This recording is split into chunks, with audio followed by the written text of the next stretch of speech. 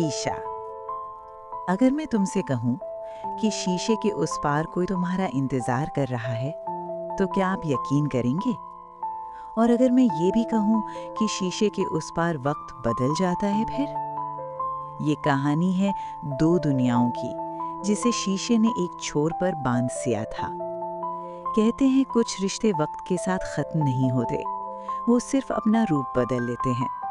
ये कहानी है रुक्मिणी और राधिका की, और उस शीशे की जो सिर्फ चेहरा नहीं, आत्मा का अक्स दिखाता था। 1942 का साल था। एक पुरानी हवेली, जहां शामें दिया जलने से पहले ही भारी हो जाती थी। उस हवेली के सबसे शांत कमरे में एक बड़ा सा शीशा लगा था, पुराना, गहरा।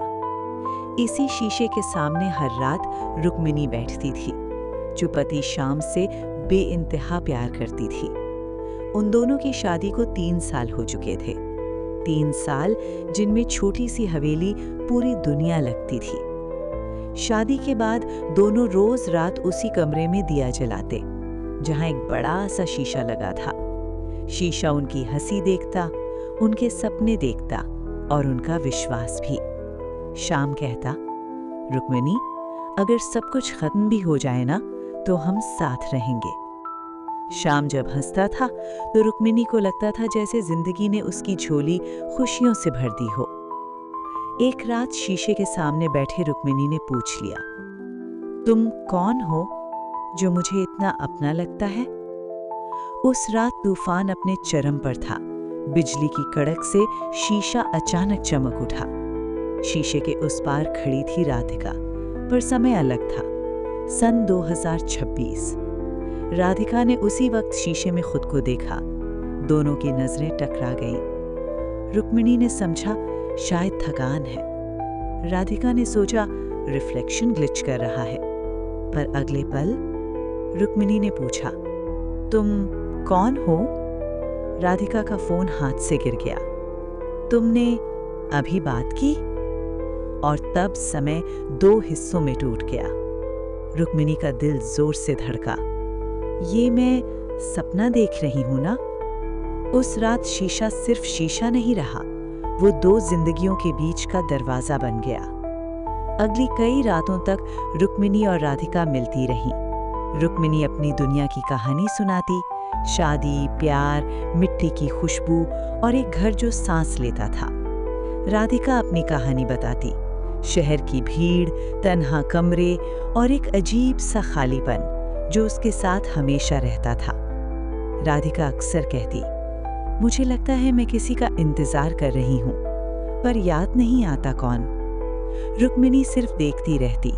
उसकी आंखों में कुछ था, जैसे वो अपनी ही परछाई से बात कर रही हो। लेकिन कहते हैं ना, समय हमेशा एक सा नहीं रहता। वो रात आ गई जब सच और लालच टकरा गए। महेंद्र नाम का ग्रहण रुक्मिणी के जीवन पर लग चुका था। वो रुक्मिणी के प्यार करता था, पर रुक्मिणी ने उसे ठुकराकर श्याम से शादी कर ली। तब से महेंद्र प्रतिशोध की अग्नि में जल रहा था। उस रात महेंद्र ने श्याम पर हमला करवाया और हवेली में आग लगवा दी। शीशे के सामने जलती हुई रोशनी में रुक्मिणी ने आखिरी बार राधिका को देखा। आग भड़की। श्याम और रुक्मिणी एक दूसरे का हाथ थामे फिर मिलने का वादा करके चले गए। और उसी पल शहर के एक हॉस्पिटल में एक बच्ची ने जन्म लिया। उसका नाम रखा गया राधिका। सालों बाद राधिका उसी हवेली में वापस आई। शीशे के सामने खड़ी हुई और सब यादें एक साथ लौट आईं। वो एक शाम थी। राधिका हवेली के बाहर खड़ी थी जब उसने माधव को अंदर आते देखा। अजनबी था, पर उसके कदमों की आवाज जानी पहचानी लग रही थी। दोनों की नजर मिली, सिर्फ एक पल के लिए। पर उस एक पल में राधिका के सीने में कुछ टूटकर जुड़ गया। माधव रुक गया, जैसे किसी ने उसे अंदर से बुला लिया हो। हम पहले मिले हैं? माधव ने पूछा। राधिका ने जवाब देने से पहले अपनी धड़कन सुनी। नहीं, वो बोली, पर दिल ने कहा हाँ। जैसे कोई डोर दोनों को खींच रही हो। बातें कम थी, खामोशी ज्यादा, पर कहानी यहीं खत्म नहीं होती। वो तो शुरुआत थी। महेंद्र लौट चुका था, नया चेहरा, नया नाम, पर सीरत अब भी वही, जुनून पहले से ज्यादा। उसने राधिका को पहली बार शहर के एक इवेंट में देखा और उस पल उसके अंदर कुछ जाग उठा।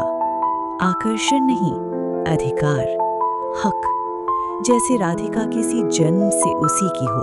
महेंद्र ने राधिका को अप्रोच किया, पहले प्यार बनकर, फिर मददगार बनकर, फिर मालिक बनकर। राधिका को उसकी आंखों में वैसा ही अंधेरा दिखा जैसा उसने शीशे में देखा था। वो माधव से दूर रहने लगी, नहीं क्योंकि वो कम प्यार करती थी, पर क्योंकि उसे डर लगने लगा था। एक रात महेंद्र ने कहा, तुम मेरी हो राधिका, तुम्हें याद है या नहीं, पर मुझे याद है।